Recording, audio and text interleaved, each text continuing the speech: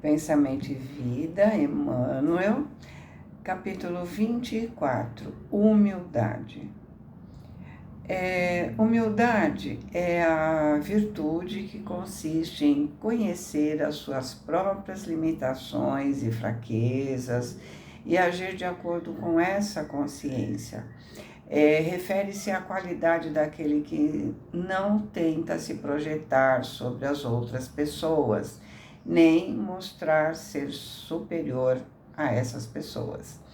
Uma pessoa humilde é aquela que tem consciência das suas limitações e fraquezas, agindo com modéstia, simplicidade, respeito, sem se considerar superior aos outros ou tentar se projetar, sendo aberta ao aprendizado e à escuta, e não se confundindo com pobreza material ou falta de ambição. É um traço de caráter que envolve reconhecer erros, não ter vaidade e tratar de todos com dignidade. Ela é a base das virtudes.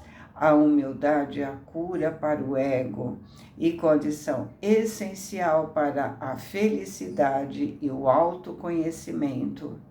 Porque a humildade ajuda a reconhecer as próprias limitações, desprendendo-se do orgulho sem se sentir inferior, mas sim com a consciência de quem se é, promovendo empatia e amor ao próximo. A pessoa humilde aceita as imperfeições alheias e desenvolve verdadeira empatia e compaixão. O humilde não busca ser superior nem inferior a ninguém e reconhece a igualdade espiritual de que todos somos filhos de Deus. E ele cresce porque ele aceita as outras bem-aventuranças. Ele não se vitimiza porque tem por base, por alicerce, a humildade. E aí Emmanuel começa o texto dizendo: por força divina, a humildade se reflete luminosa em todos os domínios da natureza, os quais expressam efetivamente o trono de Deus, patrocinando o progresso e a renovação.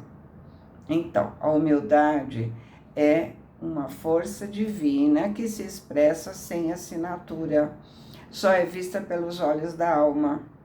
Então, toda alma que está patrocinando o progresso e a renovação é uma alma que está entendendo o que é humildade. Ela não quer ser o centro das atenções, não é insensata, não quer ser aplaudida, ela quer que a vida flua. Magnificente cada dia. O sol beija a face do pântano sem clamar contra o insulto da lama. A flor, sem alarde, incensa a glória do céu.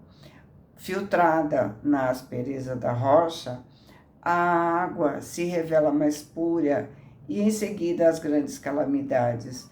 A colcha de erva cobre o campo, a fim de que o homem recomece a lida.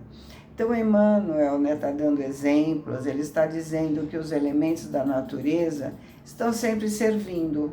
O sol ilumina o pântano sem se importar com o mau cheiro que o pântano exala. A flor perfuma a mão daquele que agride a planta. A água fica mais pura passando pela aspereza das rochas. Ela não reclama, segue o seu caminho. Enfim, a natureza está sempre servindo, sem estar preocupada com o que ela vai receber em troca. A carência de humildade, que, no fundo, é reconhecimento de nossa pequenez diante do universo, surgem na alma humana doentias enquistações de sentimento, que são o orgulho e a cobiça, o egoísmo e a vaidade, que se responsabilizam pela discórdia e pela delinquência em todas as direções.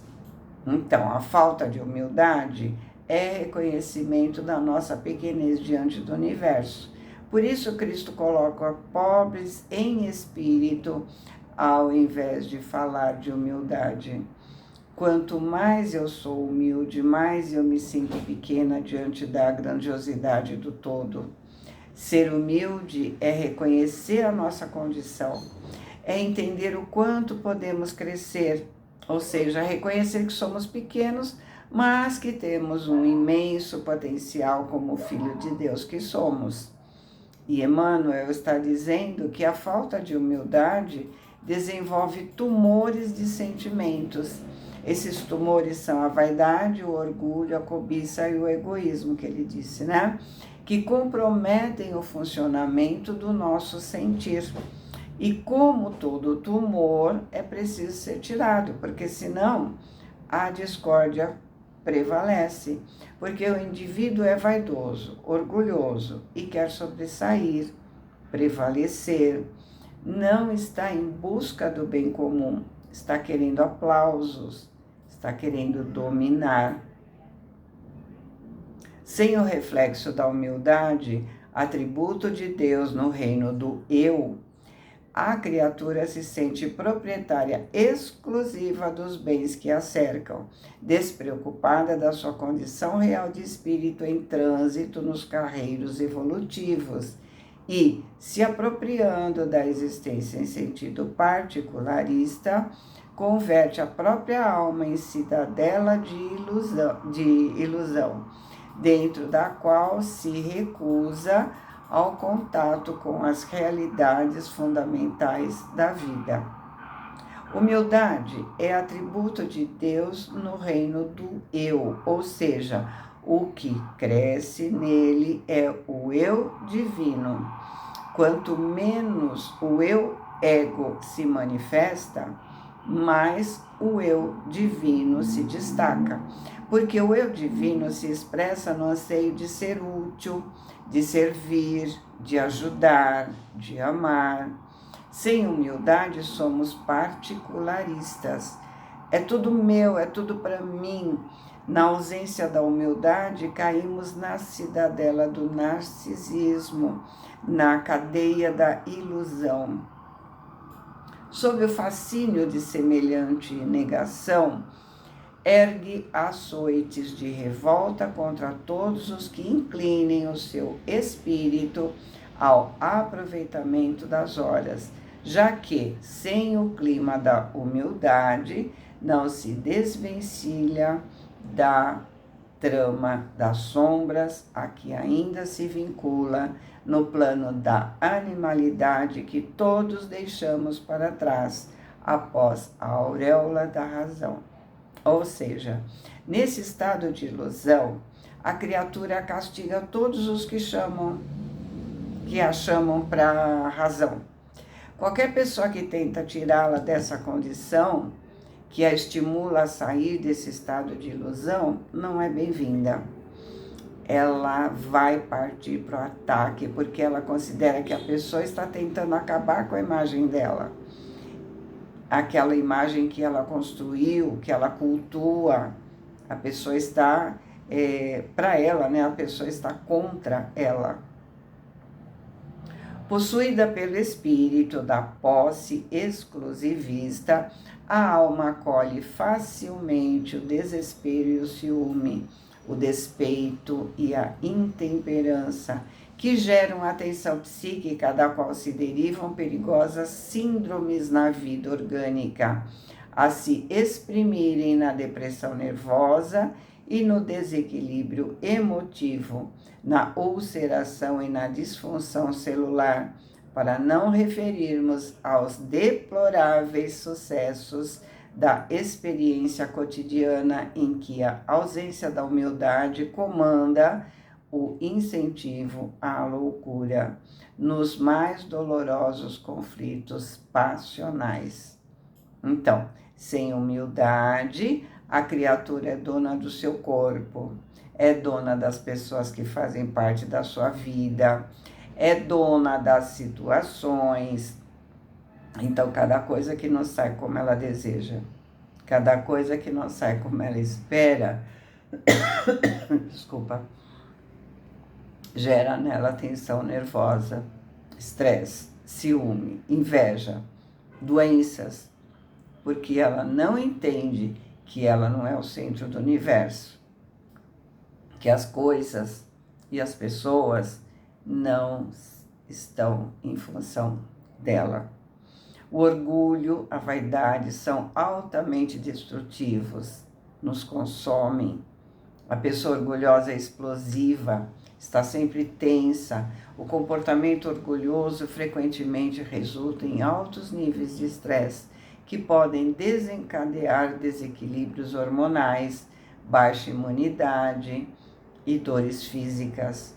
Pessoas orgulhosas tendem a ser rígidas, têm dificuldade em pedir ajuda e reconhecer os erros, o que a leva ao isolamento social, gerando problemas de saúde mental. O orgulho e a tensão constante podem levar ao desequilíbrio de órgãos, ao desenvolvimento de problemas cardíacos. Quem retrata em si os louros dessa virtude, quase desconhecida, aceita sem constrangimento a obrigação de trabalhar e servir a benefício de todos, assimilando desse modo a bênção do equilíbrio e substancializando a manifestação das leis divinas que jamais alardeiam as próprias dádivas. Então, o humilde é leve porque sua única preocupação é trabalhar e servir, e isso ele encontra em qualquer lugar. Humildade não é servidão, é acima de tudo independência. Liberdade interior que nasce das profundezas do espírito, apoiando a sua permanente renovação para o bem. O outro não aplaudiu, o outro não agradeceu, o outro não aproveitou, tudo bem. Ele fez a sua parte e isso basta. Ele está livre para seguir adiante. Não é escravo das coisas, não é escravo das pessoas. Cultivar a humildade é avançar para a frente sem se prender. É projetar o melhor de si mesmo sobre os caminhos do mundo. É esquecer todo o mal e recomeçar alegremente a tarefa do amor, cada dia. Tenha consciência tranquila de ter feito a sua parte e respeita o tempo do outro. Refletindo a humildade do céu para a terra, em penhor de redenção e beleza, o Cristo de Deus nasceu na palha da manjedoura e se despediu dos homens pelos braços da cruz. Boa semana, fiquem com Deus, amo vocês.